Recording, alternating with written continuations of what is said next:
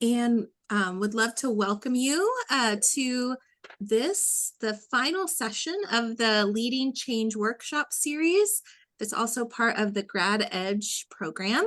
I'm Dr. Carrie Priest, and I'm really thrilled today to introduce Dr. Mac Benavides and Dr. Kayhan Shams, newly a doctor just in the last month, who, like many of you, has been a graduate student here at K-State, but congratulations, Kayhan, on defending your dissertation. I know for some others in the space, you have also reached some milestones as well, and want to congratulate you. The topic for today is leveraging collective leadership for sustainable development. So as we've been exploring lots of aspects of leadership and leadership learning and development, thinking about strengths, thinking about how do we coach and develop others, how do we think about community engagement in our work. This is a session that will help us to really think more about kind of the interconnectedness and interdependence that we have with one another, how we think about systems, and develop more understanding and practice around collective leadership. So I think you're in for a treat. With that, I'm going to turn it over to Dr. Benavides and Dr. Shams. Okay, thank you, Dr. Priest. Hello, everybody. So as Dr. Priest mentioned, our focus today is on thinking about how we can leverage collective leadership, specifically within the context of sustainable development. Now, sustainable development has a lot of different meanings, a lot of different contexts.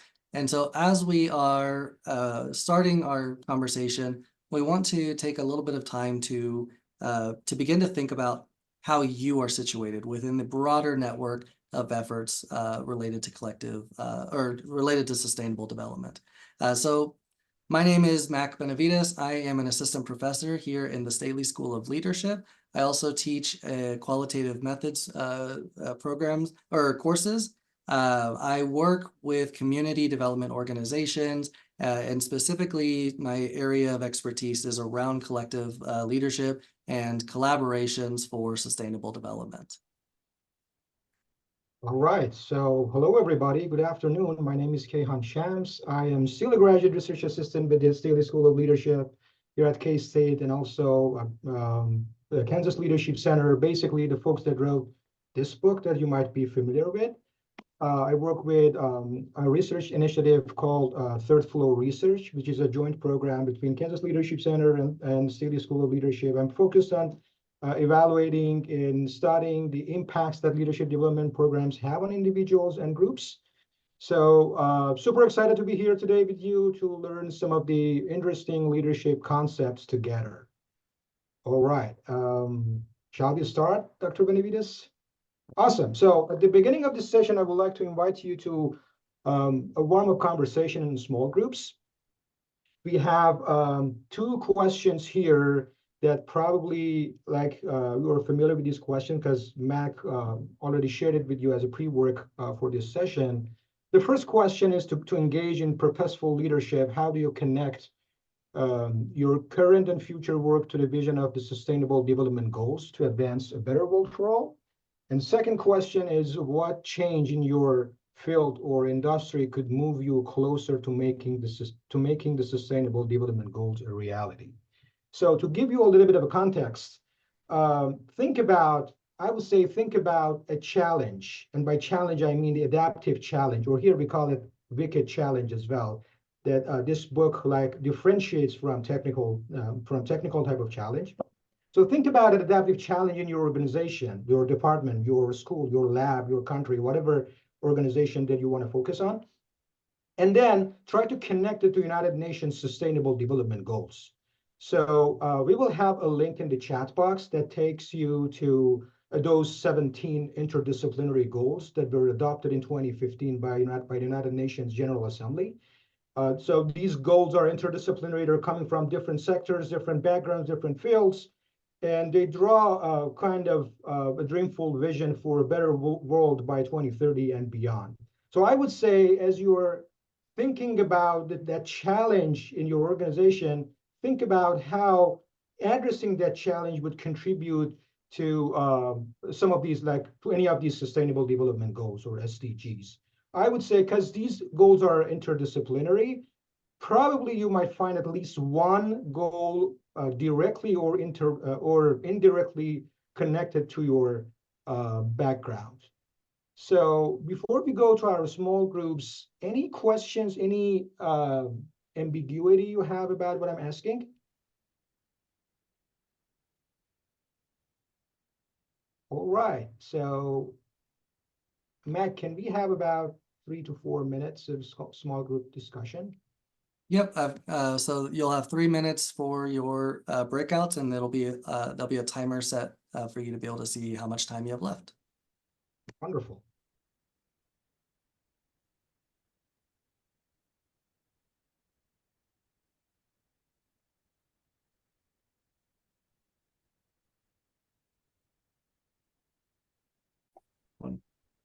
All right, welcome back. Welcome back. Very good. We have, okay, so anybody is like, is there anybody willing to share some of the conversations, or anybody who is able to connect the change that you're pursuing in your organization to any of those sustainable development goals? Want to share?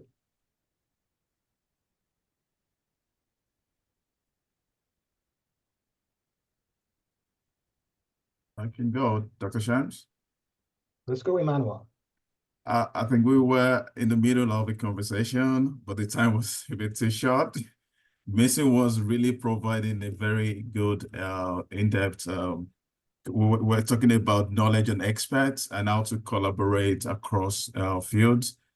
Just SDG, Yeah. Like you said in your introductory, it's kind of interdisciplinary. So it talks about collaboration, and she was really going into that when the time was cut off. So I'm not sure if she'll be willing to also make some point missing. I think we kind of in the same reading group together, so we know each other. But Olayemi didn't get the chance to talk. Yeah, for sure. If Mason is like willing to share. Mason, I'm sorry to put you on the spot. Yeah. We'd love to, yeah. We'd love to hear from you, Mason. Okay, yeah, let's go. Yeah, so I'm a PhD student here, and it's graduating soon. So I think the best way for me to help the world and the community is to use my area of expertise and find the places where this knowledge is needed. Maybe so my expertise is on wastewater treatment and waste valorization. So maybe someone has a farm that are looking for ways to improve the efficiency. So I can provide advice on this and engage in others in my field to help on this. I think that's the best way for like for us scientists to help the communities to provide the knowledge and the resources. Yes. Wonderful, awesome. So Mason, was there any SDG like directly connected to your expertise? Say that again, sorry. Was there any SDG among those 17 SDGs that was directly connected to your background or expertise, like water management that you mentioned? Yeah, could you remind me of the 20, is that? Yeah, I see like SDG 6 is about clean water and sanitation. Yeah, Or, exactly. yeah. That's a civil engineering challenge. That's Yeah. always been there. Yes. Yes, wonderful. Yeah, this is a perfect example of how your expertise can be connected to one of these SDGs. Awesome. Pass to Dr. Benavides. All right, so how many of you have heard the term used this semester, complex adaptive systems? Hopefully every single person in the room has heard that term used at least a couple times. One of the things that we often want to recognize is, within this context of sustainable development, but really within the framework of leadership broadly, is that we are exercising leadership within this world that is consisting of many different complex adaptive systems. These are systems that are made up of a lot of different moving parts, systems that we can't really fully wrap our head around or identify one specific area that we could address right here and everything would be fixed. And so one of the main concepts that we want to look at today is this concept of interdependence. And so within leadership, we want to think about interdependence as this assumption that there's this collective activity and it requires mutual inquiry and learning. So there's this need for us to be able to connect with one another, connect with other stakeholders within our communities, within our organizations, and to be able to learn with and from one another. Now, we often hear this idea of developing a systems lens. So when we're talking about complex adaptive systems, we have to think about these challenges. We have to think about our organizations through a systems lens. But what exactly does that mean? So we want to talk about three particular ways of framing, three different lenses, three different perspectives that you may bring when you are looking at a system. The first one is called an intersystemic lens. So with an intersystemic lens, we recognize that our complex adaptive systems truly are complex. There's all of these different moving parts. There's all these different interacting systems. And so our focus when we are examining a system is to look at all of the different perspectives that exist. What are different roles, different functions, different groups of people that can give us new insights into understanding what's going on around us. There's also a dialectical framing. So with a dialectical framing, we look for polar opposites.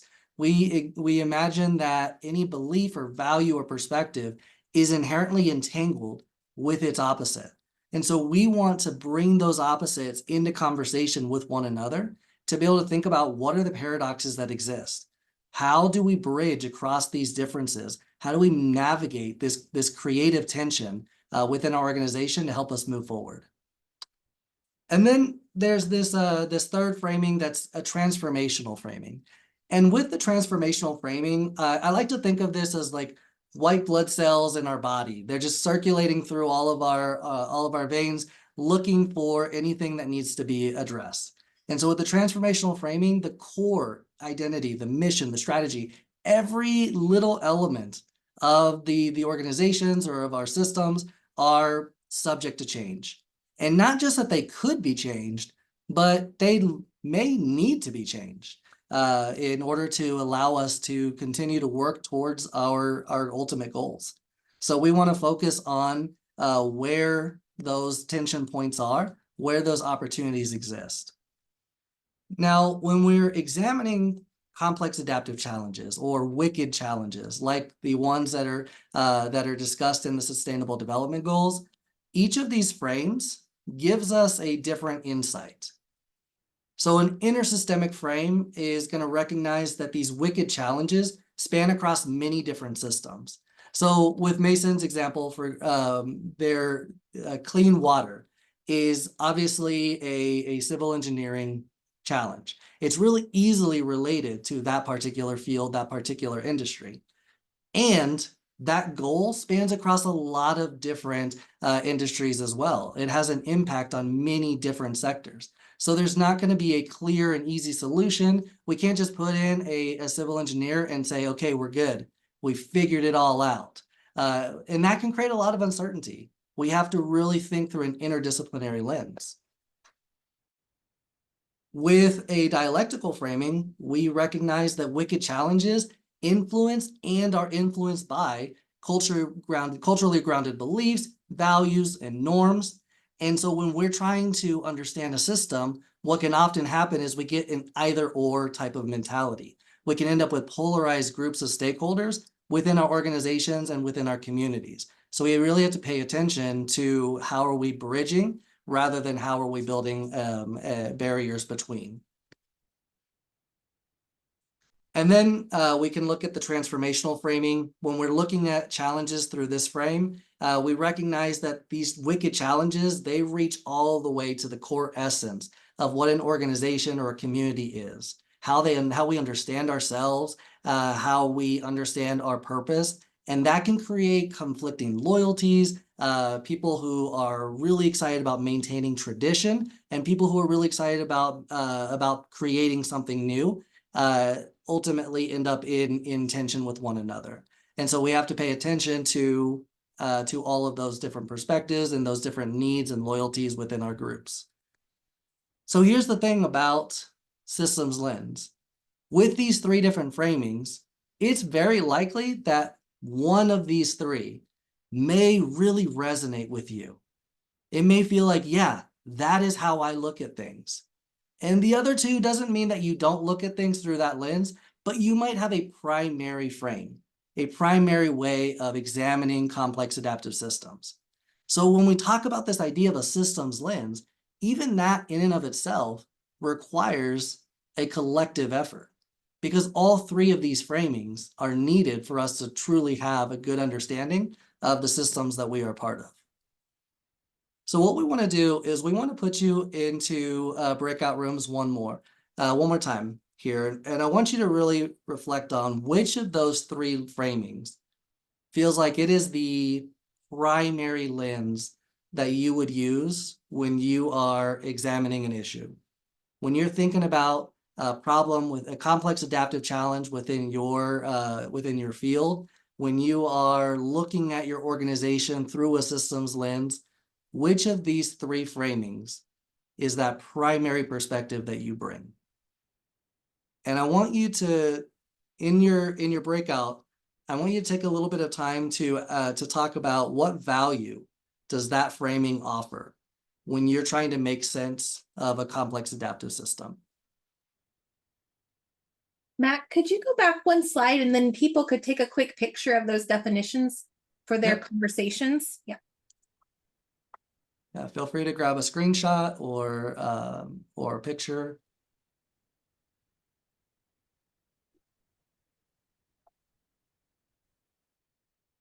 And so with this, I'm going to open the rooms and you get to choose which breakout room you want to go to based on your primary framing. So intersystemic, again, looking at all of the different perspectives that might exist and trying to bring those into conversation with one another. Dialectical, looking for those interdependent pairs, those opposites. And transformational, looking for what elements of a system can and need to be changed.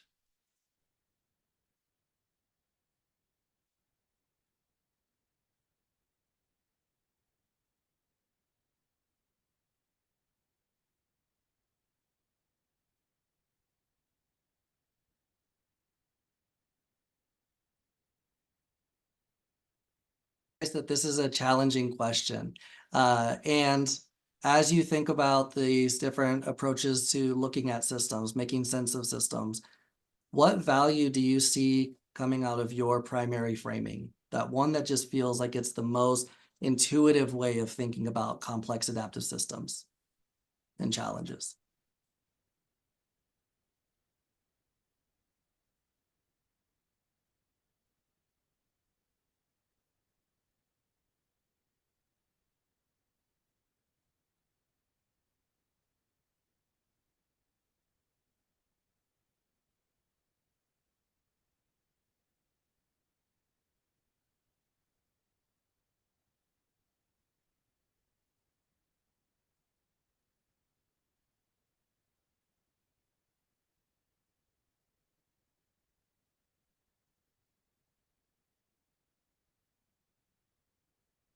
Or what was something that came out? It doesn't have to be your answer. You don't have to necessarily call in someone else, but what came out of your discussion that makes you think about the value that these different framings might provide.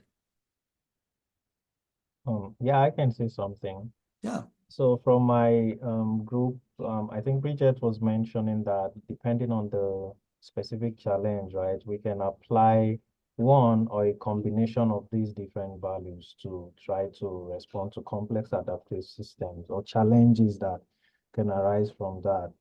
But I think for me, generally, I mentioned that based on background and nurturing, right? So we tend to make decisions from the beliefs and the values that we've kind of infused into our system over time, maybe from our experiences or generally from nurturing. So that dialectical framing, I think, takes part most times in how, I tend to approach these systems.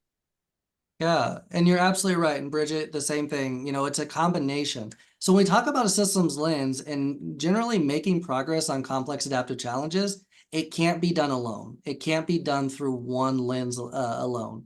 It has to, we have to shift our attention to a new paradigm of thinking, something that requires us to bridge across the power of one individual brain, one individual human being. So with that, I'm going to shift over to my colleague. Awesome. So this is the fun part of the session. We're going to do a cascade in Zoom. Well, so we know that the complex adaptive challenges could not be solved or could not be answered through just a single lens, and it requires a systemic lens. Now, I would like to invite you to reflect on your challenge, the adaptive challenge that you defined earlier in the session. Reflect on the history of that challenge in your organization, probably past few months or past few years, and pick a moment that somebody in your organization, either you, your colleagues, your boss, whoever, tried to solve a problem, but he or she or they failed. Or in other words, respond to this question: when have individualized approaches to leadership failed to generate change in your organization? And in response to this question, we're going to have a whole group a cascade in the chat box, which means that you will have 2 minutes to prepare a response draft to this question in the chat box. Prepare it, write it there, but do not hit the enter button. Okay? And then when the 2 minutes is up, I will ask everybody to hit the enter button and put their responses in the chat box simultaneously. Is that fair? All right, your 2 minutes started.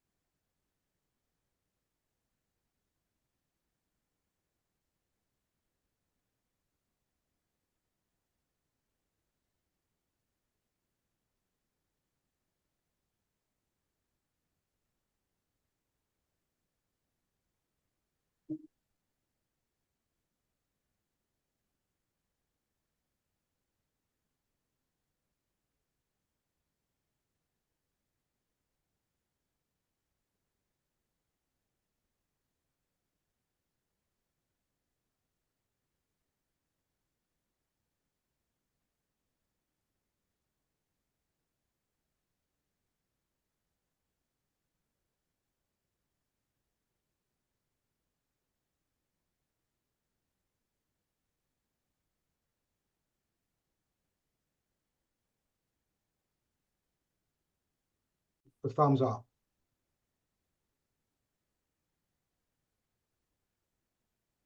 All right.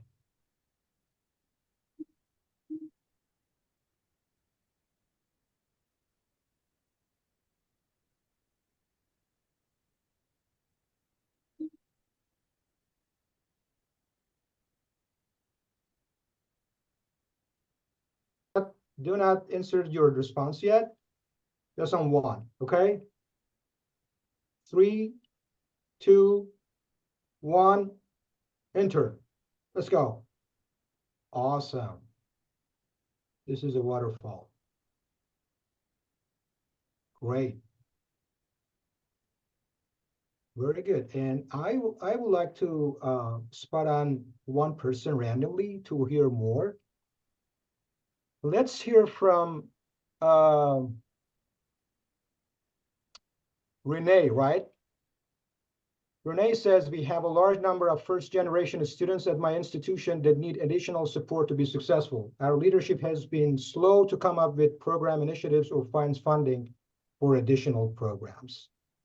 Renee, would you be willing to give us more information about this challenge, the consequences, yeah.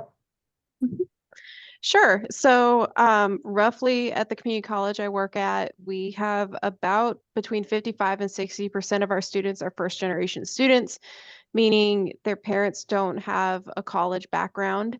Our students are also very diverse in an urban area, so they have additional challenges with reading and writing and math skills. And then trying to navigate college on top of that, it's creates a lot of challenge. We have a very low retention rate because of that. And they are just struggling with school and then getting the education that they want to, further their careers and start a career and things like that. And it's been very difficult to see change happen with leadership. There's grants that are available federally and things like that, or there's been a lack of community outreach to see if there's people we can partner with to create programming for these students. And it's just hard seeing these students that have so much potential just not be successful. And then could you tell us what was the individualistic leadership effort that failed? There's been opportunities from upper leadership, upper administration, because there's a big chain of command in higher education. Yeah.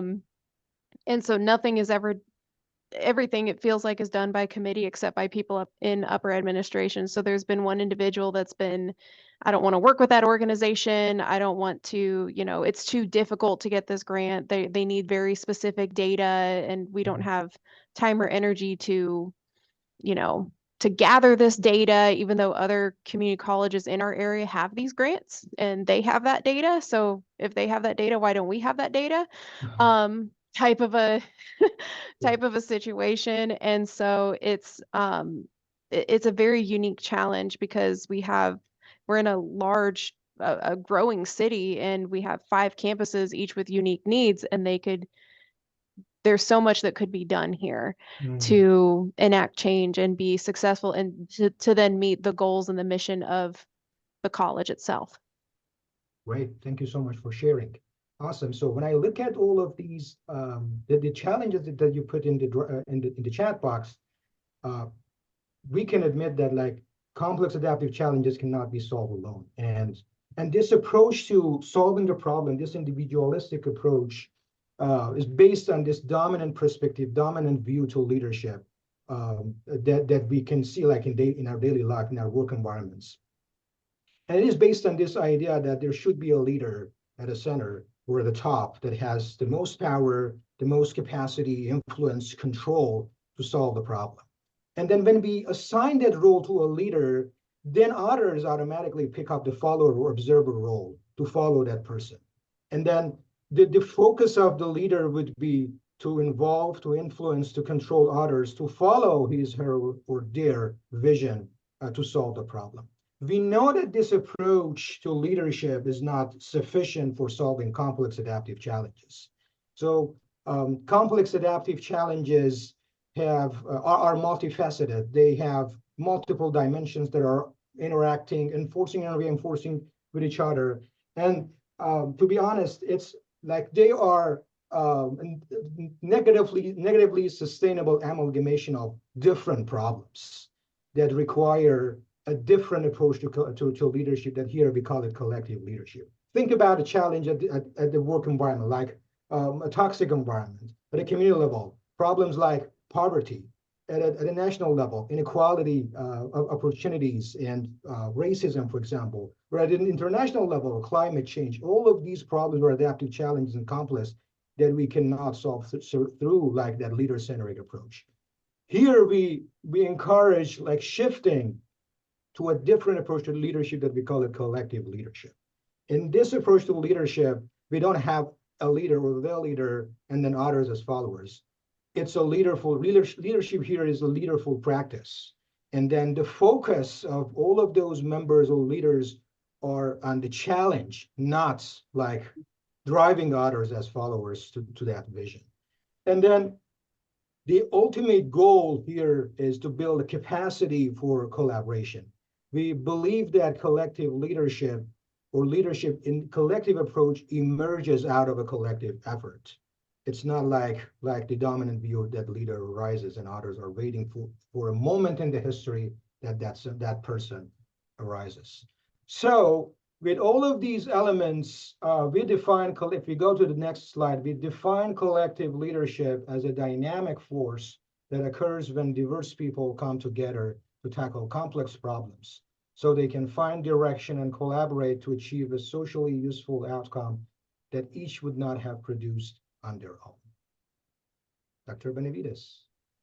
Yeah, so before I move to the next slide, I want you to think about all of these examples of when individualized approaches to leadership have failed to generate change, and to generate not just change, but sustainable change. It's really not that difficult, I would say, in every situation for an individual to create change. And that individual then carries the weight of that change on them. And the moment they step away, it all comes crumbling down. Has anybody ever had that experience before? I know I have.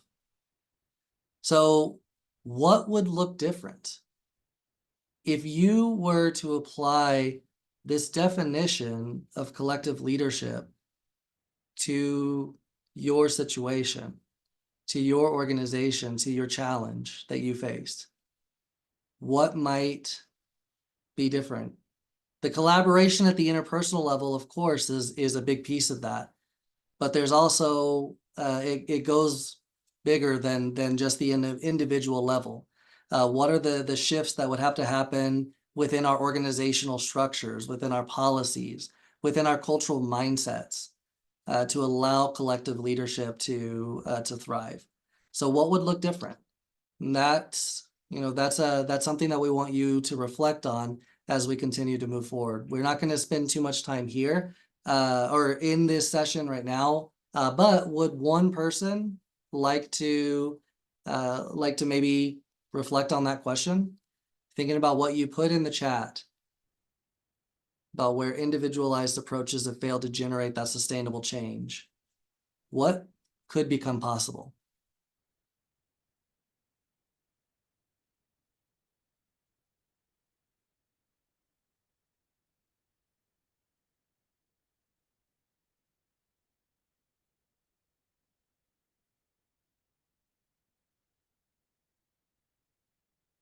I can go. I think for my issue I had put just individualistic, someone wasn't able to have kind of the resources or the power per se. And so I think when you're looking at it from like a collective leadership perspective, making sure they have like the support, the empowerment, the resources, and really working as a team per se, or even just as another individual to help them with whatever kind of challenge you're facing. Just because I think even the smaller actions will kind of add up to really be able to make a change and not put it on one person, but kind of put it on everyone as a whole. Yeah, with that example, collective leadership might say, where's the overlap between the programs that we're offering, between the services, the support that we offer? What resources could be reallocated to or combined to be able to improve an experience? So what are the resources that currently exist, and what are the resources that could exist, and what are the collaborations that could possibly allow us to move things forward? That's a great example. So when you're thinking about your challenges, we encourage you to continue to reflect on that question. What would be different? So one tool that we want to provide for you all is to think about, how do we strategically lead change? So this is an example of a fairly complex theory of change, thinking through the people. How are we bringing together the people that are involved in our organizations and our systems to engage in dialogue, to talk about values and visions for the future? How are we analyzing our systems to have a really strong understanding of everything that's going on? And how are we creating contextually appropriate, culturally appropriate pathways for action? And so all of these, you can see those three different systemic framings represented within this theory of change. An opportunity for us to really think about, what is that sustainable opportunity? And one thing I'm going to tell you, just by looking at this, I hope you can see No one person can do this by themselves. This is where collective leadership isn't just an opportunity for sustainable development. Collective leadership is a lever for sustainable development. So I'm going to pass it back to Dr. Shams to talk about some of the tools that we want to present to you that you might be able to use within your own work. Awesome, thank you. So we brought 3 tools here that you could use to start to leverage collective leadership. I want to focus on one of them. This is the system analysis tool. It's called Leverage Points. It offers several leverage points or entry points to your system that you could analyze the system and then manipulate it and then make small shifts and then ultimately make big changes in your organization. And then the higher a leverage point is, the harder it is to be implemented.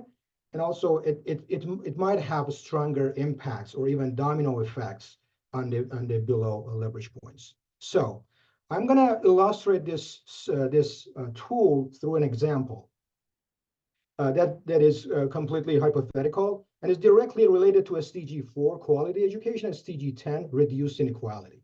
So this is a completely hypothetical scenario. Think about, for example, your department is struggling with this adaptive challenge, low education quality for all, that it cannot provide. Like a group of graduate students like you are claiming that, or are like complaining that our school does not provide quality education for everybody. People with disability, people with neurodiversity, or people from different racial backgrounds. And now we want to analyze this problem, this adaptive challenge, through the lens of each of these leverage points. Let's start with the weakest one at the bottom, which is focused on the resources. So based on this lens tells us probably there is a problem with the infrastructure. And then based on this interpretation, that if you provide more infrastructure like technology, softwares, hardwares, accessible spaces or technologies for all, then we can address that challenge.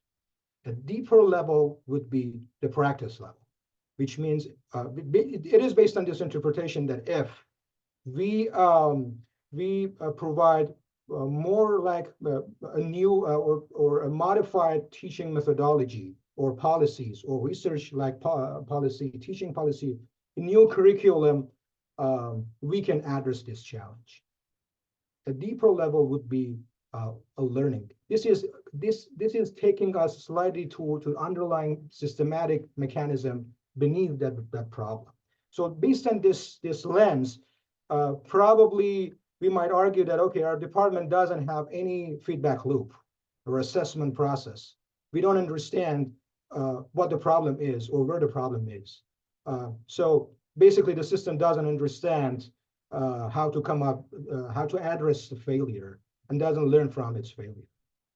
Another layer would be power, which means that probably there is a problem with the decision makers, those in power.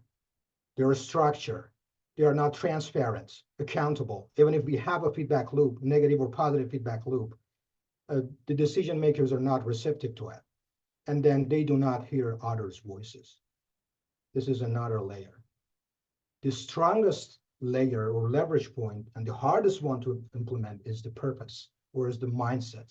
You might say that our department doesn't care about quality education for all. It's not their concern or priority. So probably we need to change the purpose or vision or mission of the department so that we can address this challenge. See?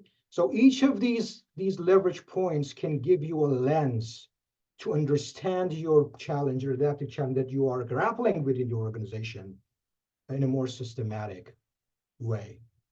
So this was one tool. The other tool that we want to introduce is the faction mapping. I can just briefly introduce this. This diagram. So you might ask, okay, collective leadership is beautiful. Where should we start from? One of the starting points is identifying the members of your collective, your group, which we call it here stakeholders.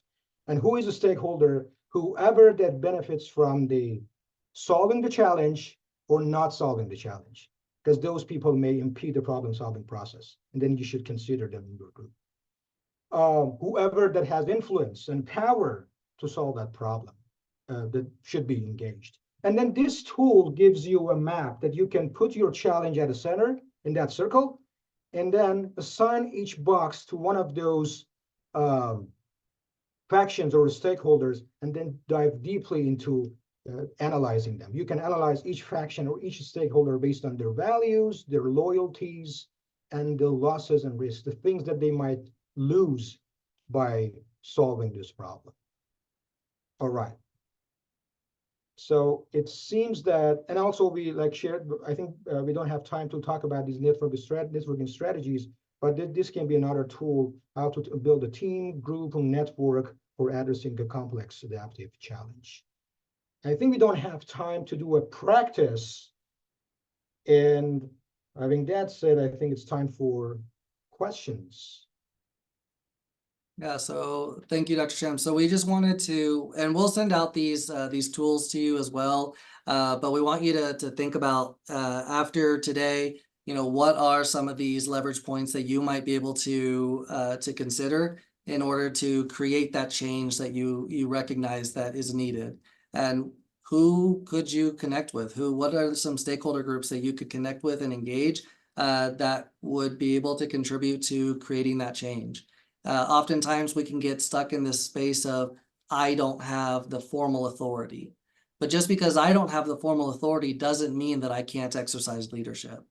So how do I build a coalition? How do I create that grassroots movement to be able to move change forward? So with that, we did want to create space for the last 7 minutes of our time to just see what questions you might have. What are some thoughts that are coming up for you as you think about this idea of leveraging collective leadership for sustainable development?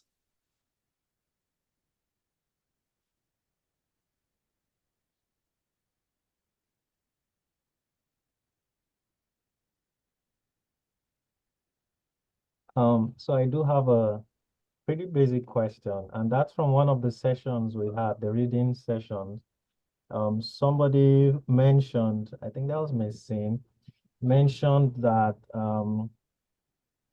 when she was asked what came to mind when she saw the title of the book, Where Everyone Leads, she mentioned that when everyone leads, there's likelihood of commotion, something like that. So now we're talking about collective leadership, and I guess my question here would be, where do we strike a balance in cases where you might need to make a decision independent of every other team members? Maybe it's like an emergency scenario and all that, that probably time does not avail for you to get input from every other person. So where do you strike a balance between, applying collective leadership and making a single decision in that case? I don't know if that makes sense. It absolutely does make sense. I think a lot of what you're talking about is where do we find the opportunity to examine the difference between the technical and adaptive challenges. Collective leadership doesn't mean that we are void of any formal authority or any person who holds a formal leadership role or responsibility. What it means is that when we are examining complex adaptive challenges, when we're talking about the adaptive work that needs to be done, it's something that requires and benefits from a collective approach. When we have a technical decision that needs to be made, when it is informed by that collective work, the idea is that collective leadership is enabling an individual to make a decision that reflects a collective understanding. Thank you.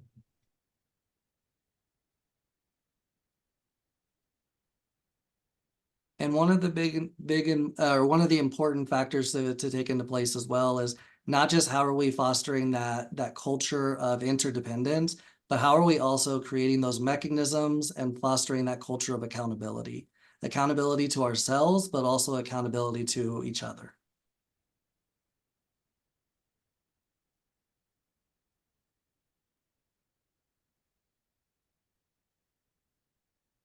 Yeah, one distinction that is really important here is, as Dr. Benavides said, the difference between adaptive and technical challenge. So for a computer crash, for like a technical issue, you'd never probably run a group dialogue to solve a problem. Like, let's talk like one day to solve a technical challenge.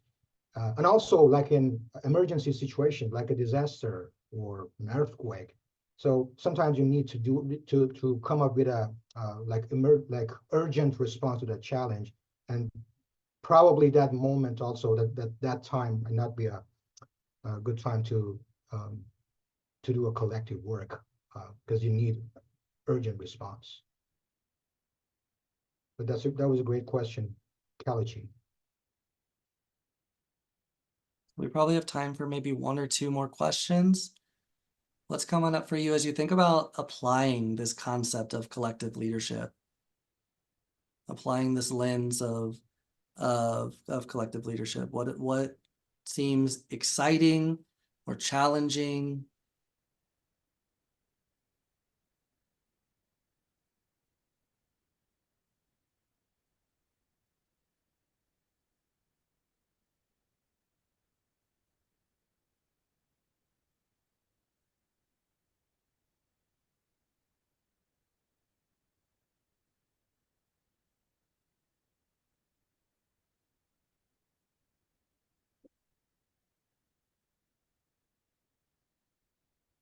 It's a great question. Can all 3 of the lenses be learned, or are they inherent in individuals? We were actually just talking about this with Dr. Priest. So I would say that all 3 of those lenses can be learned. The more that we build our capacity for engaging with systems and thinking about things at a systems level, the stronger capacity we will have to be able to shift between those 3 lenses. I would say that we do have likely one of those that is just intuitive. It's that natural, immediate way that we might think about systems. And that's where we have that opportunity to connect with others who have a different intuitive way of looking at systems. And that helps us to develop that really holistic understanding. And with that, we're going to turn it back over to Dr. Priest. Thank you all for engaging in this discussion, and feel free to reach out if you have any questions or if there's anything that we can support you in. Yeah, thank you. Enjoy the collective work. Yes, thank you so much. Yeah, these are big topics, right? That are important. And I think they're challenging because of the scale, right? Like when we think about systems change, and if it was easy, we'd all be doing it and we'd be solving all these global challenges, right? So thank you for digging in, for thinking about this. Again, starting the conversation, the resources that have been shared around this, I hope you'll dig in a bit more. I also just put a link to a website that has some more resources and toolkits if you kind of play around with some of those resources, the fsg.org, and you can see lots of people that are thinking about systems, thinking about they might not use the term collective leadership, but about the practices and processes that support collective work towards systems change as well. And then, yeah, so thank you again for being here. If you are part of Grad Edge, make sure you fill out your learning, and we'll plan to see you at the final session here in the next week or so. Take care.